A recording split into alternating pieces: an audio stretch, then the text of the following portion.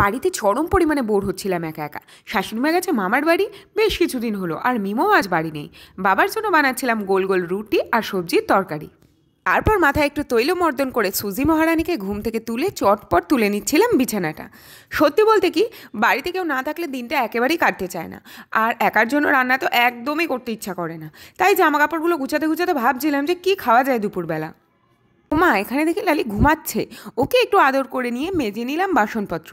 তারপর সাগরের মায়ের সাথে একটু গল্প করছিলাম, আর যেই না বসেছে অমনি আদর খাওয়ার জন্য দেখো এনারা এসে হাজির হয়েছে। তারপর আবার রান্নাঘরে ফিরে আমার কাচ্চা বাচ্চাগুলোর জন্য বসিয়ে দিলাম মাংস আর ভাত। এই দাদুকে একটু সাহায্য করে দুপুরের জন্য কেটে নিচ্ছিলাম আলু আর পেঁয়াজ। রাতের রান্না যেহেতু আলাদা করবই, তাই অল্প পরিমাণেই করছিলাম। তারপর স্নান করে নিয়ে দিয়ে নিচ্ছিলাম পুজো। সাগর এসেছিল গল্প করতে, তাই এই সময় ফোনটা সাগরের হাতে ধরিয়ে দিয়েছিলাম। নিচের ঘরের পুজো সেরে করে নিলাম ওপরের পুজোটাও। এনাদের কাছে ঘড়ি না থাকা সত্ত্বেও কী করে ঠিক খাওয়ার সময় চলে আসে বুঝতে পারি না। তারপর এই স্যারদের খেতে দিয়ে নিলাম। আর এই যে সুজি, খাঁচাটা হলো আর খাওয়ার আর বাথরুম করার জায়গা, আর সারা দিন খাটের মধ্যে। এনাদের খেতে দিয়ে কমপ্লিট করলাম দুপুরের বিশাল দায়িত্ব। খিদে খিদে পাচ্ছিলই, তাই ভাবলাম না, রান্নাটা এবার করেই নিই। আর আজ কিন্তু বেশ একটা মজার জিনিস খাবো। আজকে খাবো হলো ভাত ভাজা।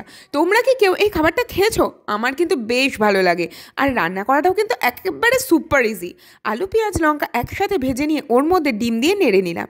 এবার ওর মধ্যে ভাত দিয়ে কিছুক্ষণ আরও ভালোভাবে নেড়ে নিতে হবে।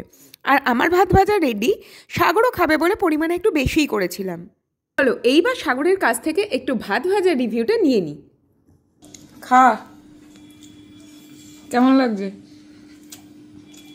কি বলতো, এটা ভাত ভাজা খেয়েছিস তুই আগে কোনোদিনও? ভালো লাগছে? খা। অ্যালেক্সার ঘরে ঢুকেই প্রথম কাজ হলো ঠাকুরের প্রসাদ চুরি করে খাওয়া। তোমরা এটা দেখে হয়তো অনেকেই জাজ করতে পারো, তবে তাতে আমার কিছু যায় আসে না, কারণ আমি মনে করি ওদের মধ্যে ভগবান বিরাজ করেন। দুপুরবেলা ভাত ঘুম দেওয়ার পর বিকালবেলা সবাই মিলে চা সিঙ্গারা মুড়ি খেয়ে কমপ্লিট করলাম আজকের ব্লগটা।